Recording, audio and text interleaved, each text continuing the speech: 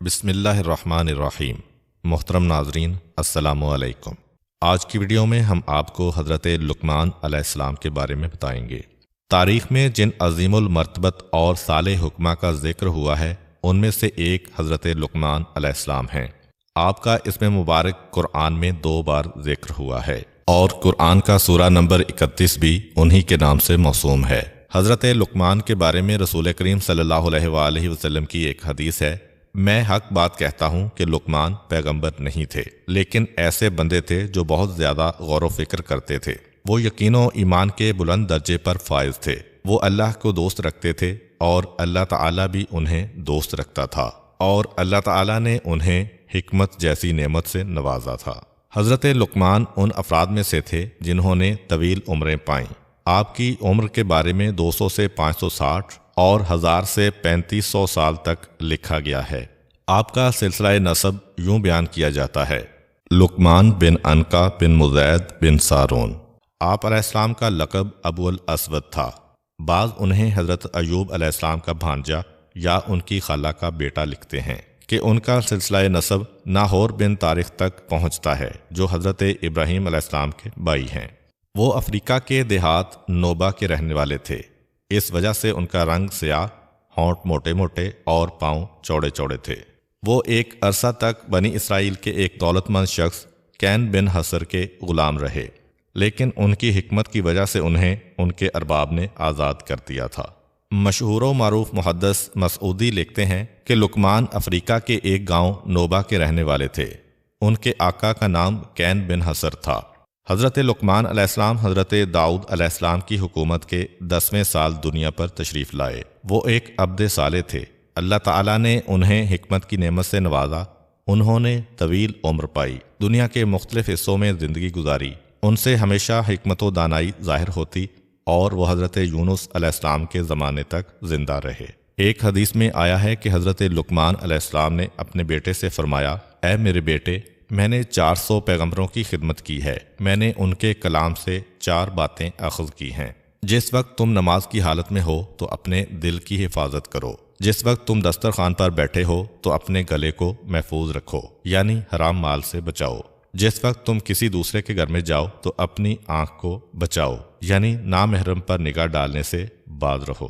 اور جس وقت لوگوں کے درمیان میں جاؤ تو اپنی زبان کی حفاظت کرو۔ کہا جاتا ہے کہ حضرت لقمان علیہ السلام نے اپنی زندگی کا بیشتر حصہ مشرق وسطیٰ، خاص کر فلسطین اور بیت المقدس میں گزارا ہے، اور ان کی قبر فلسطین کی ایک بندرگاہ ایلا میں ہے۔ حضرت لقمان علیہ السلام، جو کہ ایک سیاہ فام افریقی اور بدصورت شخص ہوتے ہوئے حکمت کے بلند و بالا مقام پر فائز ہوئے ہیں، تو یہ صرف اور صرف روح و نفس کی خوبصورتی اور دل کی پاکیزگی کی وجہ سے ہے۔ اسی بنا پر روایت میں آیا ہے کہ کسی شخص نے حضرت لقمان علیہ السلام سے پوچھا: کیا تم ہمارے ساتھ بھیڑ بکریاں نہیں چراتے تھے؟ حضرت لقمان علیہ السلام نے کہا: ہاں، ایسا ہی ہے۔ اس نے پوچھا: آپ یہ بتائیں کہ آپ کو علم و حکمت کہاں سے نصیب ہوئی؟ آپ تو کسی مدرسہ میں نہیں پڑھے۔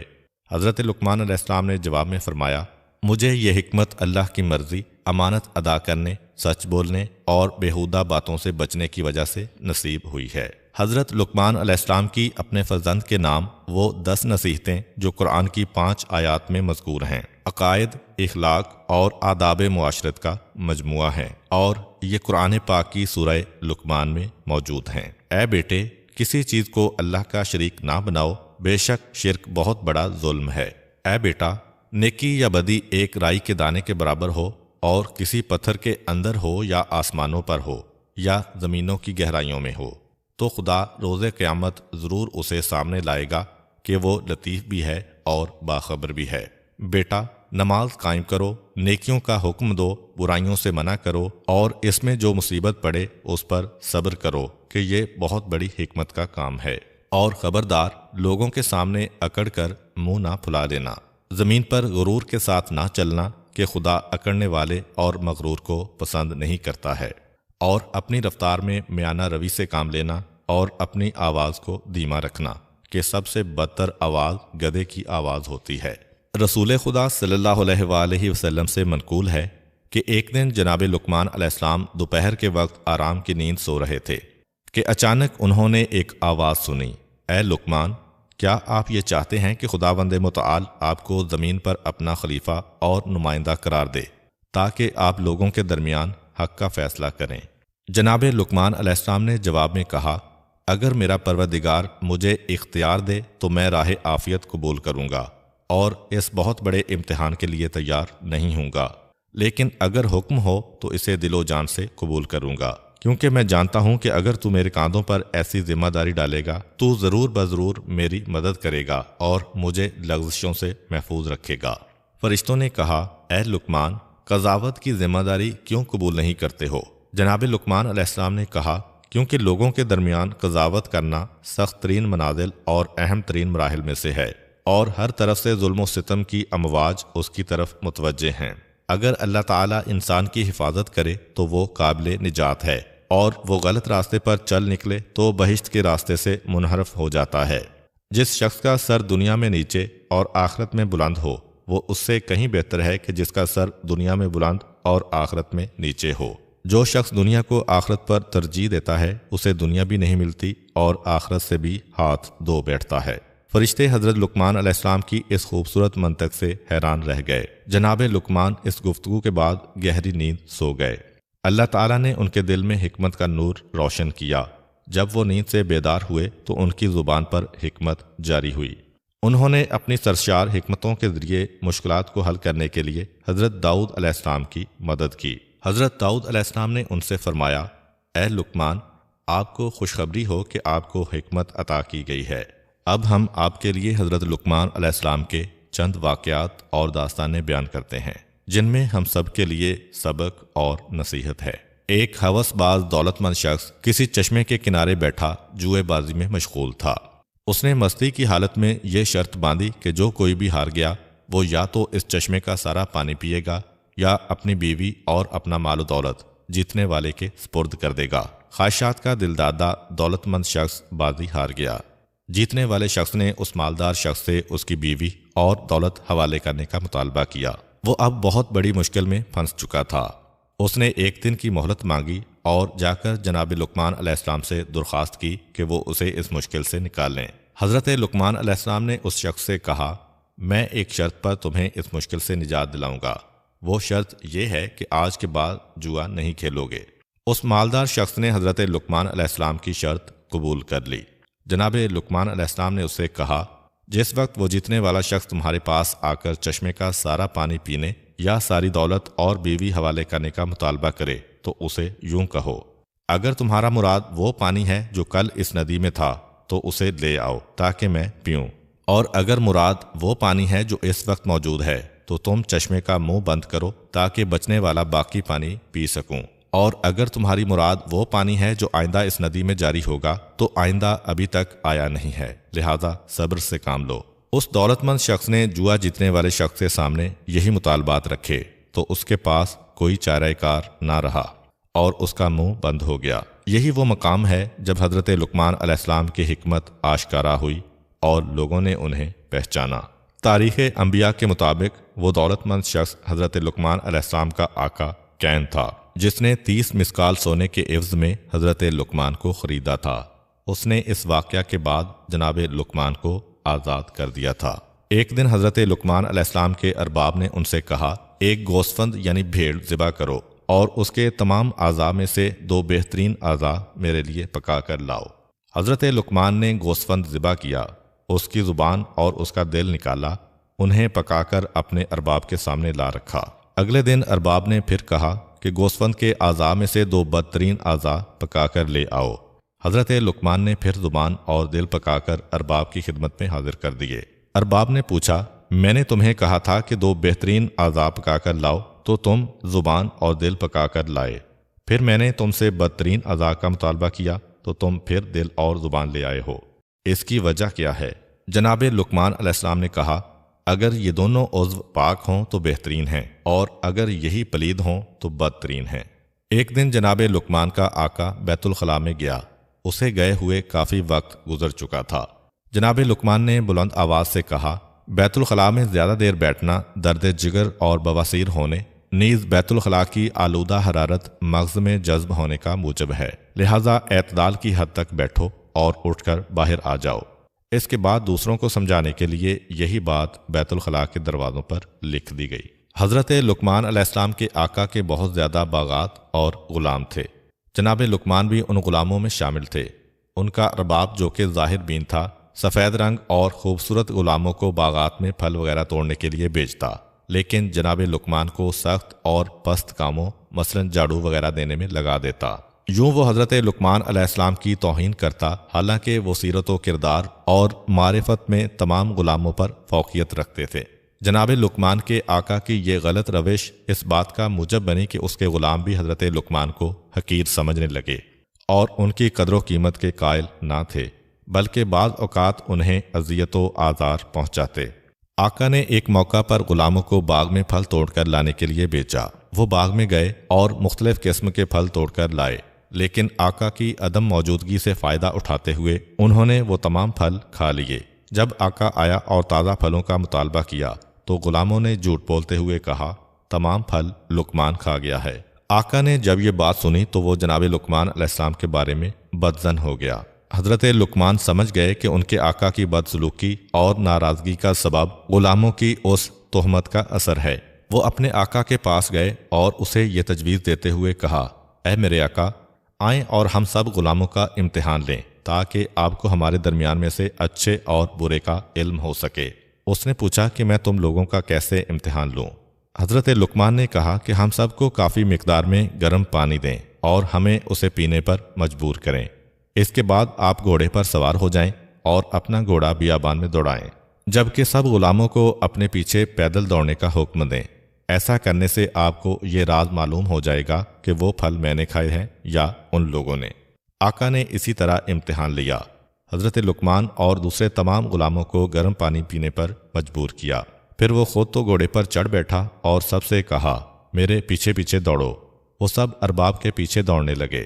زیادہ دیر نہ گزری کہ جن غلاموں نے پھل کھائے تھے، دوڑنے کی وجہ سے ان کی حالت دگرگوں ہو گئی۔ ان لوگوں نے جو پھل وغیرہ کھائے تھے انہیں قید کر دیا۔ یوں آقا سمجھ گیا کہ پھل لقمان نے نہیں بلکہ دوسرے غلاموں نے کھائے ہیں اور لقمان پر تہمت لگائی ہے۔ پس جناب لقمان اپنے آقا کے سامنے سرخرو ہو گئے اور دوسرے غلاموں کو شرمندگی کا سامنا کرنا پڑا۔ حضرت لقمان ایک مدت تک کسی دوسرے شخص کے غلام تھے۔ اس کے کئی اور بھی غلام تھے، لیکن وہ اپنے تمام غلاموں میں سے حضرت لقمان سے بہت زیادہ محبت کرتا تھا، یہاں تک کہ وہ جب بھی غذا کھانا چاہتا تو پہلے اپنی غذا حضرت لقمان علیہ السلام کے پاس لاتا تاکہ وہ کھائیں۔ جب وہ کھانا کھا لیتے تو ان کا بچا ہوا کھانا بطور تبرک بڑے شوق سے تناول کرتا۔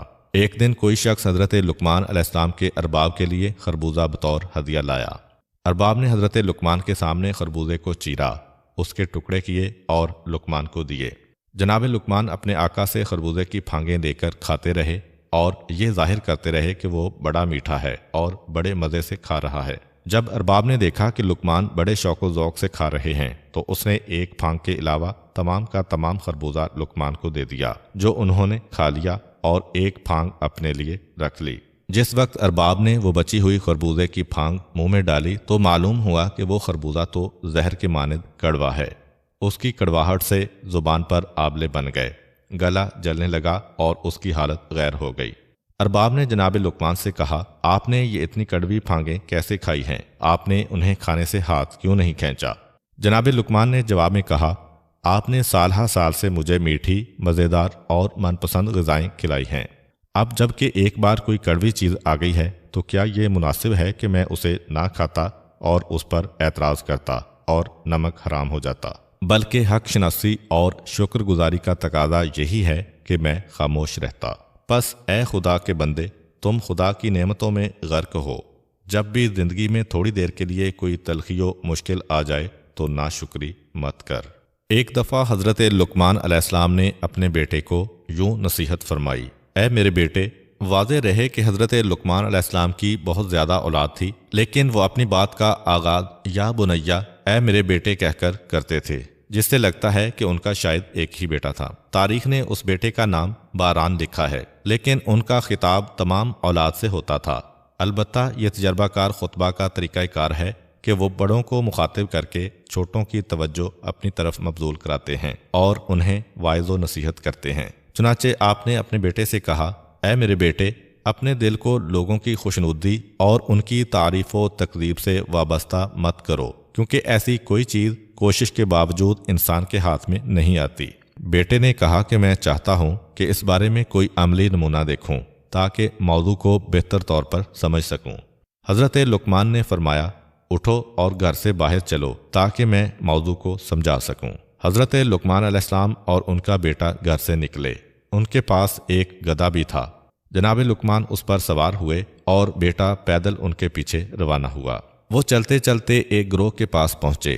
ان لوگوں نے جب یہ منظر دیکھا تو کہا، اس بوڑھے کو دیکھو کہ کتنا سنگ دل ہے کہ خود تو گدھے پر سوار ہے لیکن اس کا بیٹا پیچھے پیچھے پیدل آ رہا ہے۔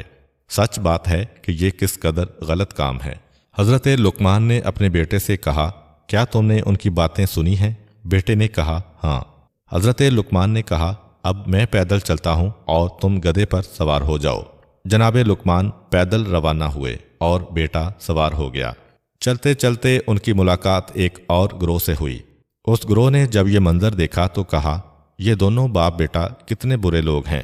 باپ اس اعتبار سے برا ہے کہ اس نے اپنے بیٹے کی صحیح تربیت نہیں کی کہ بیٹا تو سوار ہے جبکہ بوڑھا باپ پیدل چل رہا ہے، اور بیٹا اس لحاظ سے برا ہے کہ اسے اپنے باپ پر رحم نہیں آیا اور اس پر ظلم کر رہا ہے، کیونکہ باپ کا یہ حق ہے کہ اس کا احترام کیا جائے اور وہ گدھے پر سوار ہو۔ حضرت لقمان نے اپنے بیٹے سے کہا، آپ نے ان کی باتیں سنی ہیں؟ بیٹے نے کہا، جی ہاں۔ جناب لقمان نے فرمایا، اب دونوں سوار ہو جاتے ہیں۔ وہ دونوں گدھے پر سوار ہوئے اور آگے بڑھ گئے۔ چلتے چلتے ایک گروہ کے پاس پہنچے۔ ان لوگوں نے جب یہ منظر دیکھا تو کہا، ان دونوں سواروں کے دل میں ذرا برابر رحم نہیں ہے کہ دونوں بے زبان حیوان پر سوار ہیں۔ ان لوگوں نے اس حیوان کی کمر توڑ دی ہے، کیوں اس بیچارے حیوان کی طاقت سے زیادہ اس پر وزن ڈالا ہوا ہے۔ بہتر تو یہ تھا کہ ایک سوار ہوتا اور دوسرا پیدل چلتا۔ حضرت لقمان نے اپنے بیٹے سے کہا، آپ نے ان لوگوں کی باتیں سنی ہیں؟ بیٹے نے کہا، جی ہاں۔ جناب لقمان نے فرمایا، آؤ اس بار ہم دونوں گدھے کے پیچھے پیچھے پیدل چلتے ہیں۔ دونوں گدھے سے اترے اور اس کے پیچھے پیدل روانہ ہوئے۔ وہ چلتے چلتے لوگوں کے ایک گروہ کے پاس پہنچے۔ ان لوگوں نے کہا، یہ دونوں عجیب قسم کے جاہل افراد ہیں، سواری کے ہوتے ہوئے پیدل چل رہے ہیں اور سواری کو خالی چھوڑا ہوا ہے، یہ کس قدر احمق ہیں۔ حضرت لقمان نے اپنے بیٹے سے فرمایا، آپ نے ان لوگوں کی گفتگو سنی ہے؟ اس نے عرض کیا، جی ہاں۔ جناب لقمان نے فرمایا، کیا لوگوں کو راضی کرنے کے لیے اس کے علاوہ اور کوئی چارہ ہے؟ اب جب کہ صورتحال یوں ہے تو کبھی لوگوں کی رضامندی کو اپنا محور و مقصد قرار مت دو، بلکہ خداوند قدوس کی رضا اور خوشنودی کو اپنا مقصد اور ہدف قرار دو تاکہ دنیا و آخرت میں سعادت و کامیابی حاصل کر سکو۔ روایت میں ہے کہ ایک دن حضرت لقمان علیہ السلام نے اپنے بیٹے کو 3 نصیحتیں کرتے ہوئے کہا، اے پسر جان، ان 3 نصیحتوں کو اپنے حافظے میں محفوظ کر لو اور ان پر عمل کرو۔ اپنا راز اپنی بیوی کو مت بتاؤ، عوان یعنی حکمرانوں کے دفتریوں سے دوستی مت کرو، نئے اور کم ظرف دولت مند سے قرض نہ لو۔ حضرت لقمان جب دنیا سے رخصت ہو گئے تو ان کے بیٹے نے ان نصیحتوں کو آزمانا چاہا اور دیکھنا چاہا کہ ان کاموں کو انجام دینے سے نقصان کیا ہوگا جن کو انجام نہ دینے کی اس کے حکیم باپ نے اسے وصیت کی تھی۔ اس نے ایک گوسفند ذبح کیا، اسے ایک بوری میں ڈالا، بوری کا منہ باندھا، اسے اٹھا کر گھر لے آیا، اپنے پلنگ کے نیچے گڑھا کھودا اور اسے وہاں پر دفن کر دیا۔ اس کے بعد اپنی بیوی سے کہا، میرا ایک دشمن تھا، میں نے اسے قتل کرنے کے بعد یہاں پر دفن کر دیا ہے، محتاط رہنا اور اس راز کو پوشیدہ رکھنا اور کسی کو مت بتانا۔ اس کے بعد اپنے ہمسائے میں رہنے والے ایک دفتری سے دوستی کر لی، ہر روز اسے دعوت دیتا اور اس کا دوست بن گیا۔ اسی محلہ میں ایک نوجوان رہتا تھا، اس کا کوئی خاندانی پس منظر نہیں تھا، اس نے محنت و مشقت سے دولت اکٹھی کی ہوئی تھی، وہ تازہ دولت مند ہوا تھا اور اپنی دولت مندی پر فخر بھی کرتا تھا۔ حضرت لقمان کے بیٹے نے اس سے کچھ درہم قرض لیے اور انہیں گھر میں چھپا کر رکھ دیا۔ دن گزرتے رہے، ایک دن جناب لقمان کے بیٹے کا اپنی بیوی سے جھگڑا ہو گیا، اس نے آہو بکا شروع کر دی اور بلند آواز سے کہا، اے بدکار قاتل، اے خون ریز، تم نے ایک شخص کو بے گناہ قتل کر کے گھر میں دفن کر رکھا ہے اور اب مجھے بھی قتل کرنا چاہتے ہو۔ اس کی آواز ہمسائے میں رہنے والے اس حکومتی دفتری کے کانوں میں پڑی جو لقمان کے بیٹے کا دوست بنا ہوا تھا۔ وہ فوراً بادشاہ کے پاس گیا اور ساری داستان اس کے گوش گزار کی۔ بادشاہ نے حکم دیا کہ کوئی شخص اس قاتل کو حاضر کرے۔ اسی حکومتی دفتری نے کہا، میں اسے پکڑ کر لاتا ہوں۔ وہ شخص پسرے لقمان کے گھر آیا اور انتہائی ذلت آمیز طریقے سے اسے گھر سے کھینچا اور دوستی وغیرہ سب بھول گیا۔ اسے کھینچتے ہوئے بادشاہ کے دربار میں لے جا رہا تھا کہ راستے میں نئے دولت مند نوجوان نے جب جناب لقمان کے بیٹے کو اس حال میں دیکھا تو لوگوں کے سامنے انتہائی غصے کے عالم میں آ کر اسے پکڑا اور کہا، اگر تمہیں قتل کے بدلے میں قتل کریں گے تو میری رقم ڈوب جائے گی، لہٰذا مجھ سے لیے ہوئے درہم ابھی واپس کرو۔ اس نے یوں نامردی کا مظاہرہ کرتے ہوئے جناب لقمان کے بیٹے کی اہانت کی۔ بہرحال لوگ وہاں پر اکٹھے ہو گئے اور جناب لقمان کے بیٹے کو انتہائی توہین آمیز طریقے سے بادشاہ کے دربار کی طرف لے گئے۔ جس وقت فرزند لقمان بادشاہ کے سامنے کھڑا ہوا تو ان کے درمیان ہونے والی گفتگو کچھ یوں تھی۔ بادشاہ نے کہا، تم تو لقمان کے بیٹے ہو، لہٰذا مناسب نہیں تھا کہ تم قتل و غارت کے مرتکب ہوتے۔ فرزند لقمان نے جواب دیا، میں نے بالکل ناحق خون نہیں بہایا اور نہ ہی کسی شخص کو قتل کیا ہے۔ دفتری بولا، یہ جھوٹ بول رہا ہے، اس نے ایک شخص کو قتل کرنے کے بعد اس کا جنازہ اپنے گھر میں دفن کر رکھا ہے۔ فرزند لقمان نے کہا، میں بادشاہ سے کہتا ہوں کہ حکم دے کہ یہ لوگ اس مقتول کو حاضر کریں اور وہ ایک بوری میں ہے جسے میں نے فلاں جگہ پر دفن کیا ہے۔ بادشاہ نے حکم دیا کہ اس جنازے کو حاضر کیا جائے۔ حکومتی کارندے جناب لقمان کے بیٹے کے گھر آئے۔ اس کی بیوی نے دفن کی جگہ کی نشاندہی کی۔ ان لوگوں نے وہاں سے کھدائی کی، وہاں سے ایک بوری نکالی اور منہ بند بوری بادشاہ کے سامنے لے آئے۔ جب ان لوگوں نے بوری کا منہ کھولا تو کیا دیکھتے ہیں کہ وہ تو ایک گوسفند کا لاشا ہے کہ جسے ذبح کیا ہوا ہے۔ حاضرین یہ ماجرا دیکھ کر حیران و پریشان رہ گئے۔ بادشاہ نے کہا، اے پسر لقمان، تم نے گوسفند کو ذبح کرنے کے بعد کیوں دفن کیا ہے؟ اس کی وجہ ہمارے سامنے بیان کرو۔ فرزند لقمان نے کہا، میرے باپ نے مجھے یوں وصیت کی تھی کہ اپنا بید اپنی بیوی سے مت کہو، حکومتی دفتری کو اپنا دوست مت بناؤ اور تازہ ثروت مند سے قرض مت لو۔ میں اپنے والد بزرگوار کی ان وصیتوں کو آزمانا چاہتا تھا۔ انہیں آزمانے کے بعد اپنے پدر بزرگوار کی حکمت و سچائی کو سمجھا ہوں اور میرے اوپر واضح ہو گیا ہے کہ ان کی بات عین حقیقت ہے۔ جو کوئی بھی اس نصیحت کو سن رہا ہے اس کے لیے بہتر ہے کہ اپنا راز اپنی بیوی سے نہ کہے، تازہ دولت مند سے کبھی قرض نہ لے اور حکومتی دفتری سے بالکل دوستی نہ لگائے اور اپنے خانہ دل کو احمقوں کی دوستی سے پاک و صاف رکھے تاکہ دنیا و آخرت کی خوش بختی پا سکے۔ اور آخر میں حضرت لقمان کی اپنے بیٹے کو کی گئی چند اور نصیحتیں جو یقیناً ہمارے کام آنے والی ہیں۔ بیٹا، دنیا پر بھروسہ مت کرو کیونکہ گناہ اور شیطان اس میں ہے۔ دنیا کو اپنے لیے زندان بناؤ تاکہ آخرت تمہارے لیے بہشت قرار پائے۔ اے پسر جان، تم پہاڑ کو اپنی جگہ سے نہیں اکھاڑ سکتے اور ایسا کام تمہارے ذمے لگایا بھی نہیں جائے گا۔ پس بلا اور مشکل کو اپنے کاندھوں پر مت اٹھاؤ اور اپنے آپ کو اپنے ہاتھوں سے ہلاک مت کرو۔ بادشاہوں کا ہمسایہ مت بننا، وہ تمہیں ہلاک کر دیں گے۔ ان کی اطاعت اور پیروی مت کرنا ورنہ کافر ہو جاؤ گے۔ کمزوروں اور حاجت مندوں کی ہم نشینی اختیار کرو اور ان کے ہمدم بنو۔ اے پسر جان، خدا کی بارگاہ میں یہ عرض کرنے والا کہ خدایا مجھے معاف کر دے، اس سے کوئی بخشا نہیں جائے گا، کیونکہ انسان عمل اور اطاعت الہی کرنے کی بنا پر بخشا جائے گا۔ اے میرے بیٹے، پہلے ہمسائے کو دیکھو بعد میں گھر لو، پہلے ہم سفر کو دیکھو بعد میں سفر پر جاؤ۔ اے بیٹے، نا اہل کی ہم نشینی سے تنہائی بہتر ہے، صالح ہم نشین تنہائی سے بہتر ہے، وزنی پتھر اور لوہے کو اٹھانا برے ہم نشین سے بہتر ہے۔ اے بیٹے، جو کوئی بھی زبان پر قابو نہیں رکھتا وہ پشیمان ہوتا ہے۔ بزرگوں سے مشورہ کرو اور چھوٹوں کے ساتھ مشورہ کرنے سے شرم مت کرو۔ فاسقوں کی ہم نشینی اور محفل سے پرہیز کرو، کیونکہ وہ ایسے کتے ہیں کہ اگر تمہارے پاس کوئی چیز پائیں گے تو اسے کھا جائیں گے ورنہ تجھے ذلیل و رسوا کریں گے۔ ان کے ساتھ دوستی انتہائی تھوڑی اور ناپائیدار ہوتی ہے۔ اے بیٹا جان، اگر تمہیں روز قیامت کے بارے میں شک ہے تو نیند سے بیدار ہونے کو اپنے آپ سے دور رکھو، جبکہ تمہارے اندر اتنی قوت و طاقت نہیں ہے۔ اور اگر تم ان دونوں کے بارے میں غور و فکر کرو گے تو سمجھ جاؤ گے کہ تمہاری جان کسی اور کے قبضے میں ہے، کیونکہ نیند موت ہے اور نیند کے بعد بیدار ہونا موت کے بعد قیامت برپا ہونے کے مانند ہے۔ بیٹا جان، میں نے 7,000 حکمتیں سیکھی ہیں، ان میں سے صرف 4 کو یاد کر لو اور ان پر عمل کرو اور میرے ساتھ بہشت میں چلو۔ اپنی کشتی کو مضبوط بناؤ کیونکہ زندگی کا سمندر بہت گہرا ہے۔ گناہوں کا بوجھ ہلکا کرو کیونکہ گزرگاہ انتہائی مشکل اور دشوار گھاٹی ہے۔ سفر آخرت کے لیے کافی مقدار میں زاد راہ مہیا کرو کیونکہ یہ سفر بہت لمبا ہے۔ اپنا عمل خلوص سے انجام دو کیونکہ اعمال کی جانچ پڑتال کرنے والا بہت تیز بین اور بہت صاحب بصیرت ہے۔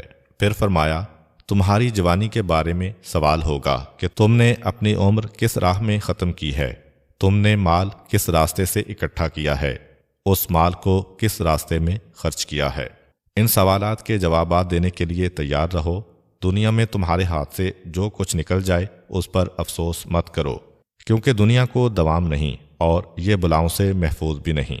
پس تیار و ہوشیار رہو اور اپنے کاموں کو سنجیدگی سے لیتے ہوئے اپنے دل سے غفلت کا پردہ دور کرو۔